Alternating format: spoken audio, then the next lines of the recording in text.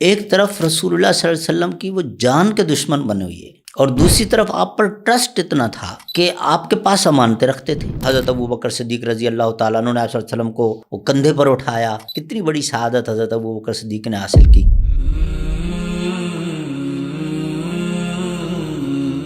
الحمدللہ رب العالمین، والصلاة والسلام علی سید الانبیاء والمرسلین وعلی آلہ وصحبہ اجمعین وبعد۔ پچھلے لیکچر میں ہم یہاں تک پہنچے تھے کہ رسول اللہ صلی اللہ علیہ وسلم کو جب خود ہجرت کرنے کی اجازت ملی تو آپ صلی اللہ علیہ وسلم نے کس طریقے سے پلان کیا۔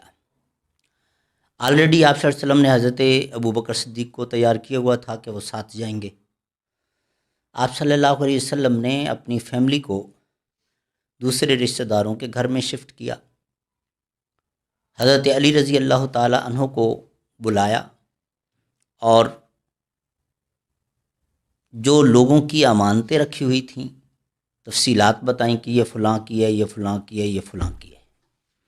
حضرت ابو بکر صدیق کو پہلے بتا دیا تھا کہ آج رات کو ہم نے نکلنا ہے۔ حضرت ابو بکر صدیق اپنی تیاری کرنے لگ گئے۔ آپ صلی اللہ علیہ وسلم جب حضرت علی رضی اللہ تعالی عنہ کو ان امانتوں کے حوالے سے بتا رہے تھے، اچھا یہاں پر یہ ایک بات سمجھنے کی ہے کہ ایک طرف رسول اللہ صلی اللہ علیہ وسلم کی وہ جان کے دشمن بنے ہوئے اور دوسری طرف آپ پر ٹرسٹ اتنا تھا کہ آپ کے پاس امانتیں رکھتے تھے کہ محمد صلی اللہ علیہ وسلم کبھی خیانت نہیں کریں گے۔ کاش ہم رسول اللہ صلی اللہ علیہ وسلم کے امتی ہونے کا جس طرح فخر کرتے ہیں نا، اس طرح آپ صلی اللہ علیہ وسلم کے اسوہ حسنہ اور آپ کے خصائص کو بھی ذرا اپنے عملی زندگی میں جو ہے نا لانے کی کوشش کریں، نافذ کرنے کی کوشش کریں کہ ہمارے اندر بھی اسی طرح دیانتداری ہو اور صدق گوئی ہو،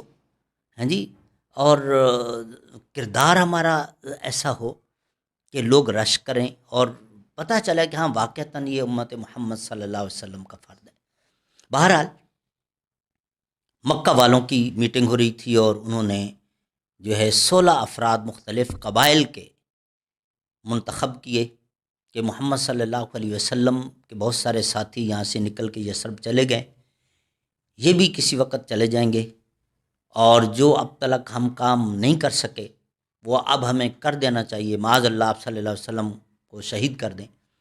ورنہ یہاں سے نکل گئے تو پھر ہم نہیں کر سکیں گے۔ اب اس کے لیے کوئی ایک آدھ بندہ یا ایک آدھ قبیلے کے چند لوگ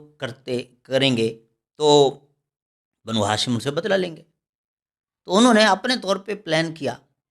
کہ سارے قبائل کا ایک ایک نمائندہ لے لو کہ بنو ہاشم جوابی کارروائی اگر کریں انتقام لینے کے لیے تو کس کس سے لڑیں گے۔ اب یہ ان کی پلاننگ، لیکن اوپر اللہ بیٹھا ہے، اللہ تعالیٰ کی پلاننگ کا کون مقابلہ کر سکتا ہے۔ 16 بندے وہ تلواریں لے کر آپ صلی اللہ علیہ وسلم کے گھر کا محاصرہ کر کے کھڑے ہو گئے۔ آپ صلی اللہ علیہ وسلم نے حضرت علی رضی اللہ تعالیٰ عنہ کو جب تفصیلات بتا دیں، یہ مغرب اور عشاء کے درمیان کا تقریباً وقت تھا،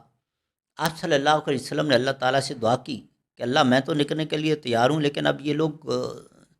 گھر کا محاصرہ کیے ہوئے کھڑے ہیں، کیسے نکلوں؟ تو یہاں پر کچھ ہسٹورینز نے یہ بات ذکر کی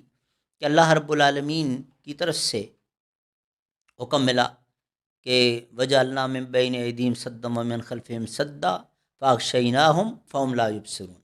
یہ آیت پڑھیں اور یہ مٹی کی ایک مٹھی باہر کی طرف پھینک دیں۔ آپ صلی اللہ علیہ وسلم نے ایسا ہی کیا۔ اب وہ لوگ کیوں آ کر رک گئے، وہ انتظار کرنے لگے کہ تھوڑا اندھیرا چھا جائے، لوگ سو جائیں، سناٹا ہو جائے، اور اس وقت ہم یہ کارروائی کریں۔ ابھی لوگ جاگ رہے ہیں، رات ابھی شروع ہی ہو رہی ہے، اور اگر ہم نے کارروائی کی تو آس پاس کے لوگ آ کے آپ صلی اللہ علیہ وسلم کو چھڑا لیں گے۔ جب لوگ سوئے ہوں اس وقت یہ ہم کارروائی کریں، وہ ان کا ہی یہ پلان تھا، تو اس لیے وہ ابھی انتظار کر رہے تھے، رک گئے تھے۔ آپ صلی اللہ علیہ وسلم اللہ تعالیٰ کے حکم کے تحت نکلے، وہ سارے کھڑے ہوئے آس پاس دائیں بائیں، اور آپ صلی اللہ علیہ وسلم ان کے درمیان سے نکل کے چلے گئے اور وہ آپ کو نہ دیکھ سکے۔ ہم بھول جاتے ہیں نا کہ یہ جو پارٹس آف باڈی اللہ نے ہمیں دیے ہیں، ہم ان سے جس طرح چاہیں کام لیں، جس طرح چاہیں ان کو استعمال کریں، ان کا اصل مالک تو اللہ ہے، اور اللہ جب تک چاہے یہ اعضاء کام کریں گے، جب اللہ چاہے نہ چاہے گا تو یہ نہیں کر سکتے۔ اب آنکھیں اللہ تعالیٰ نے دی ہیں دیکھنے کے لیے، بصارت دی ہے، ان میں رکھی ہے، اور ان کی آنکھیں بھی سب کی 6/6 آج کی اصطلاح میں، سب ادھر ادھر دیکھ رہے تھے، لیکن اللہ نے ان آنکھوں پر حرام کر دیا کہ وہ محمد رسول اللہ صلی اللہ علیہ وسلم کا وجود اقدس دیکھ سکیں، تو وہ نہ دیکھ سکیں۔ جیسے حضرت ابراہیم علیہ السلام اور آگ کا معاملہ، آگ اللہ نے جلانے کے لیے پیدا کی، لیکن جب حضرت ابراہیم علیہ السلام کو دشمن پھینک رہے تھے تو اللہ نے آگ کو حکم کر دیا، یا نار کونی بردم وسلام، اب ابراہیم آ رہا ہے، اب نہیں جلا سکتی آپ، تو اللہ نے آگ سے جلا دینے والی جو صلاحیت ہے وہ سلب کر لی۔ یہاں بھی وہی بات ہے کہ ان آنکھوں سے اللہ تعالیٰ نے رسول کریم صلی اللہ علیہ وسلم کا وجود مقدس دیکھنے کی صلاحیت سلب کر لی۔ آپ صلی اللہ علیہ وسلم نکل کے چلے گئے،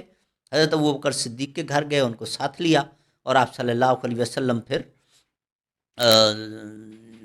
اپوزٹ سائڈ پہ یثرب کی طرف جانے کی بجائے اپوزٹ سائڈ پہ آپ صلی اللہ علیہ وسلم گئے اور غار ثور میں پہنچے، اور غار ثور میں پھر جب پہاڑی کے اوپر چڑھتے چڑھتے چڑھتے غار پہ، تو حضرت ابوبکر صدیق رضی اللہ تعالیٰ عنہ نے آپ صلی اللہ علیہ وسلم کو وہ کندھے پر اٹھایا، کتنی بڑی شہادت حضرت ابوبکر صدیق نے حاصل کی، اور پھر آپ صلی اللہ علیہ وسلم کے لیے غار کو پہلے صاف کیا، سوراخ بند کیے، پھر آپ صلی اللہ علیہ وسلم کو اندر لے کر گئے، اور ادھر وہ لوگ کھڑے ہوئے ابھی اندر داخل ہوتے ہیں، ابھی حملہ کرتے ہیں، ابھی حملہ کرتے ہیں، صبح ہونے کو آ گئی، ایک نے کہا کہ بھئی چلیں، کارروائی کرنی ہے تو کریں ورنہ واپس چلیں، ساری رات نیند ایسے ہی خراب کی۔ اب دروازے کو ہاتھ رکھا تو کنڈی نہیں لگی، کھلا ہوا، تو داخل ہوئے تو دیکھا کہ ایک ہی بستر لگا ہوا اور ایک بندہ سو رہا، چادر اٹھائی، حضرت علی رضی اللہ تعالیٰ عنہ، حضرت علی رضی اللہ تعالیٰ عنہ کے ساتھ ان کا کیا مکالمہ ہوا، یہ انشاءاللہ تعالیٰ اگلے لیکچر میں ہم بات کریں گے۔